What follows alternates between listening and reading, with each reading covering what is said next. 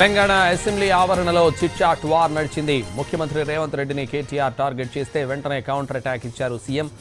Budget రోజు సభకు కేసీఆర్ హాజరవుతారన్నారు కేటీఆర్. అయితే చర్చలో పాల్గొనొద్దని కొడుకుగా అభిమానిగా ఆయన్ను కోరుతున్నారన్నారు కేటీఆర్. ఈ సమయంలోనే తనకు మరోసారి ఫార్ములా ఈ రేస్ కేసులో నోటీసులు ఇస్తారన్నారు. బడ్జెట్లో ఏమీ ఉండదు కాబట్టి దాన్ని డైవర్ట్ చేయడానికి నోటీసులు, అరెస్టులు అంటూ డ్రామాలు చేస్తారన్నారు. దీనికి వెంటనే కౌంటర్ ఇచ్చారు సీఎం రేవంత్. కేటీఆర్ ఓ పిచ్చోడని, అలాంటి వ్యక్తి గురించి మాట్లాడడం వేస్ట్ అన్నారు. క్రిమినల్స్ కేసులకు భయపడరని అన్నారు. తెలంగాణ బీజేపీ నేతలపై కూడా మండిపడ్డారు రేవంత్. కేంద్రం నుంచి నిధులు తీసుకొస్తామని తాము ప్రయత్నిస్తుంటే సహకరించడం లేదన్నారు.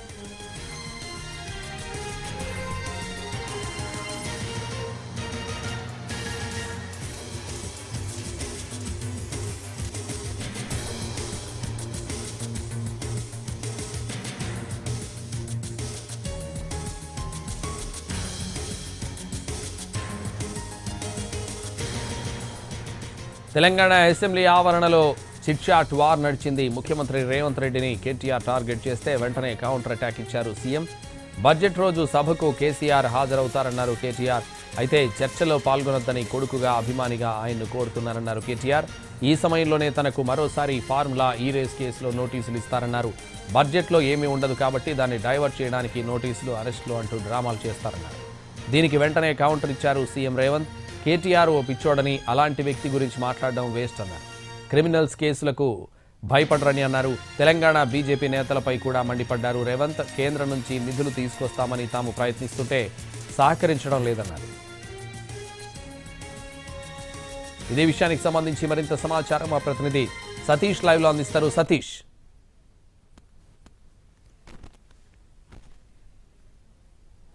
తెలంగాణ అసెంబ్లీ ఆవరణలో శాసనసభ పక్ష కార్యాలయంలో బీఆర్ఎస్ పక్ష కార్యాలయంలో కేటీఆర్ చిట్చాట్ చేశారు. చాలా కీలకమైనటువంటి వ్యాఖ్యలు ప్రభుత్వం మీద, ఇటు రేవంత్ రెడ్డి మీద కూడా కేటీఆర్ చేశారు. చిట్చాట్ సమయంలో ఆయన మాట్లాడుతూ ప్రధానంగా బయట జరుగుతున్నటువంటి చర్చ ప్రకారం ఈసారి అసెంబ్లీ సమావేశాలకు కేసీఆర్ వస్తారా లేదన్న దానికి కేటీఆర్ సమాధానం చెబుతూ చాలా కీలకమైన వ్యాఖ్యలు చేశారు.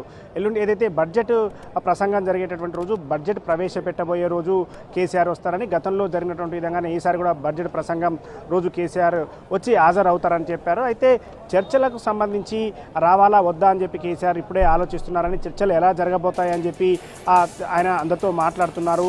చర్చల్లో పాల్గొనాలా వద్దా అని చెప్పి ఇంకా డిసైడ్ చేసుకోలేదని చెప్పారు. దాంతోపాటు ఈ కేసీఆర్ ఈసారి చర్చల్లో పాల్గొనకుండా ఉండాలని చెప్పి ఒక కొడుకుగా, కేసీఆర్ అభిమానిగా, బీఆర్ఎస్ నాయకుడిగా తాను కోరుకుంటున్నట్టుగా కూడా కేటీఆర్ చెప్పడం జరిగింది.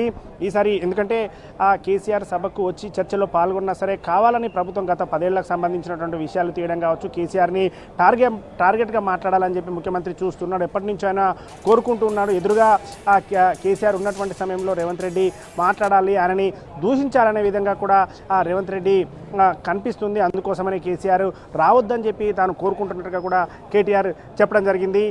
సభకు ప్రసంగం రోజు వచ్చినటువంటి సమయంలో మీడియాతో మాట్లాడతారు, కానీ తర్వాత చర్చలో పాల్గొనాలంటే మాత్రం ప్రభుత్వం నుంచి ఆ విధమైనటువంటి కలుపుకొని పోవాలనే విధంగా, అదేవిధంగా ఆ మైక్ ఇచ్చేటటువంటి విషయంలో కూడా ప్రభుత్వం బీఆర్ఎస్కి ఇవ్వడం లేదు. కాబట్టి కేసీఆర్ వచ్చినా సరే మాట్లాడే అవకాశం ఇవ్వరు. కేవలం అక్కడ ఉండి ప్రభుత్వానికి సంబంధించి, అధికార పార్టీకి సంబంధించినటువంటి వాళ్ళే మాట్లాడతారు. కేసీఆర్ని మాట్లాడే అవకాశం కూడా ఇవ్వరు అనే విధంగా కూడా కేటీఆర్ చెప్పడం జరిగింది. దానికి సంబంధించి ఇక బడ్జెట్ ప్రవేశపెట్టిన తర్వాత బడ్జెట్లో ఏ విధమైనటువంటి అంచనాలు కూడా ఉండవు. అంటే ప్రజలు కోరుకునే విధంగా, ప్రతిపక్షాలు కోరే విధంగా కావచ్చు, రాష్ట్రానికి కావాల్సినటువంటి విధంగా ఏ నిధులు కూడా కేటాయించరు. అయితే దాన్ని డైవర్ట్ చేయడం కోసం మరొకసారి ఫార్ములా ఈ కేసు అంశాన్ని కూడా పైకి తీసుకొస్తారని చెప్పి కేటీఆర్ చెప్పారు. ఇటు ఈ ఫార్ములా ఈ కేసుకు సంబంధించినటువంటి ఈ కేసులో మరొకసారి నోటీసులు ఇస్తారు. అదేవిధంగా అరెస్ట్ల వరకు కూడా వెళ్తాయని చెప్పి చెప్తూ ఉంటారు. ఇదే హడావుడి జరుగుతుంది. అసెంబ్లీ జరిగినటువంటి అన్ని రోజులు కూడా ఇదే విధమైనటువంటి హడావుడి ఉంటుంది. తన మీద డైవర్ట్ చేసే విధంగా కూడా ప్రభుత్వం చేస్తుంది. అందుకోసం తాను సిద్ధంగా కూడా ఉన్నట్టుగా కేటీఆర్ చెప్పారు. ఏ విధమైనటువంటి విచారణకు పిలిచినా తాను సిద్ధంగా ఉన్నట్టుగా కూడా చెప్పారు. విచారణకు వెళ్ళడానికి సిద్ధంగా ఉన్నానని, అదేవిధంగా ప్రభుత్వం ఈ విధంగా గతంలో ఏదైతే చెప్పారో ఫార్ములా ఈ రేస్కి సంబంధించినటువంటి కేసు లొటపీస్ కేసు అని తాను గతంలో చెప్పినటువంటి విధంగానే మరో విధంగా ఆయన మరోసారి కూడా చెప్తున్నానని చెప్పారు. ఇటు కేసీఆర్ చర్చలకు రావద్దు అని చెప్తూనే ఈ విధమైనటువంటి అంశాలు అంశాన్ని లేవనెత్తారు. బడ్జెట్ సమావేశానికి సంబంధించి బడ్జెట్ చర్చల గురించి బయట ఎక్కడ కూడా చర్చ జరగకుండా కేవలం ఈ అంశమే ఫార్ములా ఈ రేస్కి సంబంధించినటువంటి అంశమే బయట చర్చ జరిగే విధంగా కూడా ప్రభుత్వం ఈసారి చేస్తుందని కేటీఆర్ చెప్పడం జరిగింది. దీంతోపాటు ఈసారి సమావేశాలకు సంబంధించి ఎన్ని రోజులు నడుపుతుందో చూద్దామంటే ఈ నెల లాస్ట్ వరకు జరుగుతుందని చెప్పి చెప్తున్నారు. కానీ తమకు ఇచ్చేటటువంటి సమయం ఇచ్చేటటువంటి దాంట్లో స్పీకర్ చూపిస్తున్నారు 38 మంది ఉన్నారని చెప్తున్నారు. కానీ 38 నిమిషాల సమయం కూడా ఇవ్వట్లేదు. తమ అధినేత అంటే పార్టీ ప్రతిపక్ష నేతగా ఉన్నటువంటి కేసీఆర్ వచ్చినా సరే సభలో మాట్లాడే అవకాశం ఇవ్వరు అనే విధంగా కూడా కేటీఆర్ చెప్పారు. Santosh. Thank you Satish.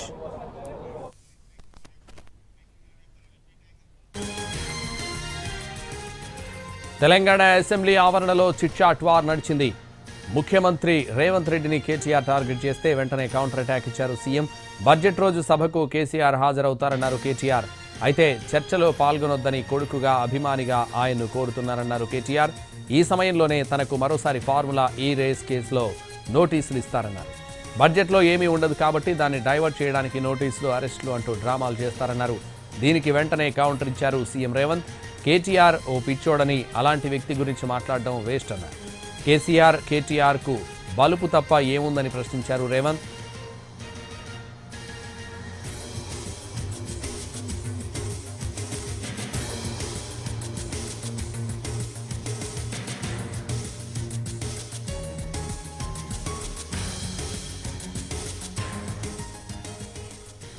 Telangana assembly ఆవరణలో చిట్ చాట్ వార్ నడిచింది. ముఖ్యమంత్రి రేవంత్ రెడ్డిని కేటీఆర్ టార్గెట్ చేస్తే వెంటనే కౌంటర్ అటాక్ ఇచ్చారు సీఎం.